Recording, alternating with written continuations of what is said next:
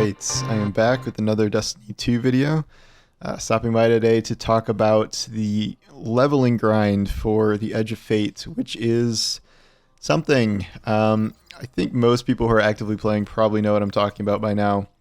We have this kind of crazy climb to 450 that we're meant to do over the course of this 6-month season. Actually, no, it's going to be increased to 550 3 months in here. And it is very slow, as you might imagine. The campaign will take you up pretty quickly. Getting to 200 is not really a thing, but after that it slows way down, and it is directly linked to the kind of gear you get. 200 tier 2, 300 tier 3, 400 tier 4, and then you start getting more chances at tier 5s. 450 is all tier 5s. Getting to 450 is absolutely insane. I'm currently doing the runs that you're meant to do to go as fast as possible. This is what people jokingly call the solo ops mines, the Caldera mines specifically, based on one of these two maps that are kind of the most efficient. This is K1 that I'm showing here, and then I'll do Caldera 2. The K1 Moon map and the Caldera Kepler map are kind of the two fastest ones. I know, these aren't like the most optimized runs. I know people can do these in like a minute 30 flat. And I'm not, doing sword skating and things like that. But, this is good enough for me. These are 4 minutes-ish, which I'm not doing these for like 8 hours at a time because I can't. But this is kind of good enough, and it's still really fast to run when you have a second. This is by far the most efficient farm in the game because you get a +3 drop, at least up to 400 every time you run it. It is a way to just constantly tick your level higher and higher, 1 power at a time. That said, even though these runs are very fast, it takes a very long time to do this. The thing is, it would take an even longer time, perhaps a borderline impossible time, to just do it playing quote-unquote normally, which, it's kind of even debatable what normally is in this context, because the idea is, yes, it's pretty monotonous to run the same things over and over again. But the way the game is set up now, there's Fireteam Ops, there's Pinnacle Ops, and I guess Crucible, which has its own issues, but you're picking other things to run that it's all old content. Ironically, Fireteam Ops in the portal is the new content because they kind of remixed some zones for that. But so you're just replaying old stuff that way, and you're doing it in a way that's going to get you far fewer drops and far fewer power upgrades. So if these are 3, 4, 5 minute runs, and you're running a 20, 30 minute Pinnacle mission for 1 to 2 drops, I think Whispers 1 drop, something like that, you're just going much slower, and you're getting much less loot than you would otherwise. That can be not true if you're playing something with bonus drops. The problem with bonus drops being that those are not power upgrades. That's just kind of like extra loot. The exception here is if you are trying to farm something very specific. You could take a break from solo ops. Farming Starcrossed for the rocket pulse rifle was something that you kind of had to drop everything and do because that's so good. But generally speaking, if you're trying to level and get to higher tiers of loot, this is what you're efficiently going to do, shall we say. And I don't know if this is split the community per se. I don't think anyone really thinks this is good. Even the people that are actually doing it, it's kind of like who can tolerate it, who can't. You have people saying you're being crazy, why would you even do that? But then those type of people are, what exactly are they doing as an alternative? And if they have goals of getting higher, you're just not gonna reach those anytime, in any meaningful capacity. It's a rough situation. I don't really even know what the fix here is. It's just the way this is set up and the way the entire power system works. This is just going to be kind of an eternal thing. So, okay, let's say, I don't think they're going to disable it, but let's say you nerf K1 and Caldera and make people do more things within them and have more time gates, so it's not 3, 4 minute runs. Then what happens? You go on to the next thing that is 5 or 6 minutes, and then or 6 or 7 minutes. And the point is because if power is the main thing you're grinding here, that's going to always be what you're pursuing, and you're going to pursue the most efficient path possible.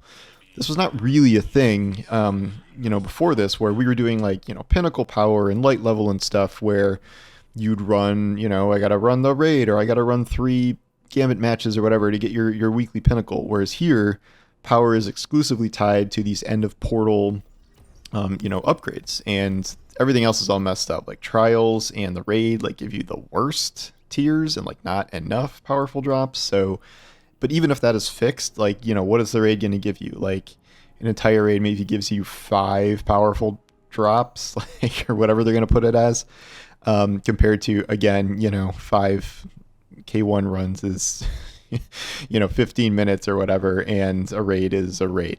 So what's the alternative there then too? Do you have to measure every single activity by time and try to come up with a minutes per powerful upgrade or minutes per loot drop in order to make that effective? And certain people are going to take longer at certain missions and stuff, but it feels like there's no firm solution here. And obviously this is Destiny and Bungie, and the first move is often to just nerf things.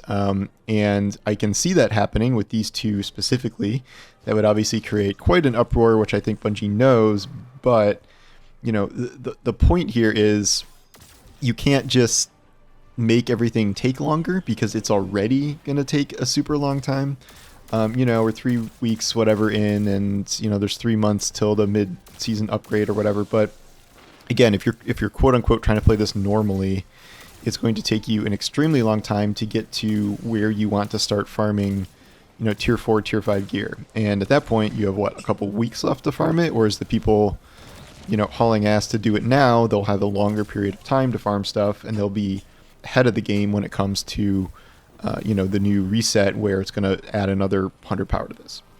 A big question mark here is whether Bungie is actually going to do what they say and reset everyone down to 200 power after all this. So this incredibly long grind, no matter how you're doing it, is going to be sort of pointless. And then you will have to do all of this again. You will have to do all of this again with the loot that you just earned. Probably no longer considered new gear. Maybe it'll be considered new gear all year. I'm not sure. But then you're going to have to do the grind all over again. And I don't think that is going to be appealing to anyone after they've experienced this current grind. It feels to me like I think a few things should happen. I think they should lower the power grind time, like overall through any activities. I do think they should give more bonus loot. I think they should give more upgrades other than 1 upgrade per battleground, or was it 3 per 40-minute onslaught run or something that doesn't even make sense. So make that more equitable, but I also think you can change the way drops work a little bit to, be more exciting. This idea of a, quote, pity timer where you occasionally get a gun or a piece of armor that's 1 tier above what you normally would get. If you're getting all tier 3s, you can get a tier 4, but that only comes, the pity timer is once every 20 runs of something, which is crazy. You can get it before that, but it's very unlikely, and that's like the one exciting thing right now is when that something like that drops, and that's really cool to see, and it feels good. But the way that is set up, like that is one of the only things I would argue that feels good at this point, is to get something like that. Things are really all over the place now because in all these tiers, that's really the only way outside of a couple weekly missions that can get you 1 tier higher to ever produce something like that. And then it's this bizarre system where if you literally get to 450, which is an insane grind, you can only upgrade from 400 to 450 by getting those once every 21 drops or once every 20 drops. That's nuts. But once you get there, it's pretty much raining tier 5s on you, like in a way that is not true with anybody else at anything under 450. So that's weird too. That grind seems like that needs a whole different kind of overhaul, but very few people are going to even attempt that. And the people that have, there are some crazy people that got to 450. They're just like, yeah, don't do this. It's not worth it. So I think they need to restructure both the amounts of rewards are given per time, but also kind of the way they're doled out, where it feels like you're grinding for more than just power. You're grinding for, not just like cool rolls, but also the occasional like higher tier upgrade that's a little more common than what we're seeing now. Again, that's not, it's hard to even know if that would be a full fix because of how kind of messed up this is. And you don't really feel good either way. Like grinding, these 3-minute solo ops missions is certainly, mind numbing. That like that is true for almost everybody. People have been saying like people have Stockholm syndrome if they're like justifying this, and like I don't even know if anyone's justifying it. It's just like what has to happen if you need to get to higher tiers. And then conversely, you can quote unquote play other stuff for fun. But again, this is all old content more or less.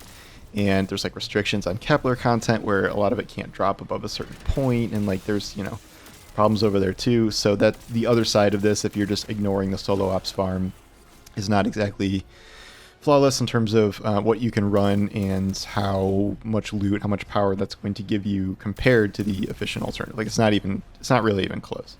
So that's where we are. There's my not efficient runs, but still efficient enough to do it.